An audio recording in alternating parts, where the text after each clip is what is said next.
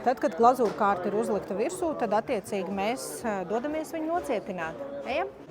Šajā gadījumā mēs izmantosim ļoti lielisku cietināšanas iekārtu, saucās nanokļūru, kurš attiecīgi nokontrolēs to, kādai ir jābūt temperatūrai, gaismas intensitātei, lai mūsu kronis būtu biosaderīgs.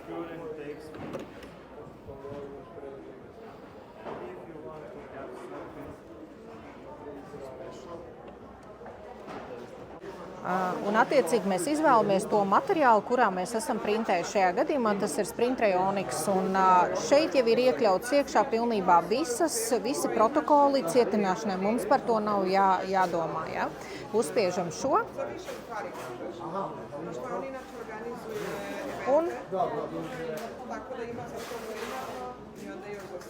Un 2 minūtes mums notika šī cietināšana.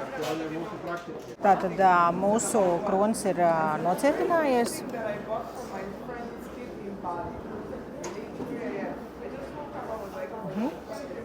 Un tieši uzņēmums arī mācās no mūsu darbībām, līdz ar ko neaizmirstiet arī novērtēt, kā jums gāja ar jūsu printēšanu. Šajā gadījumā mums bija lielisks kronis.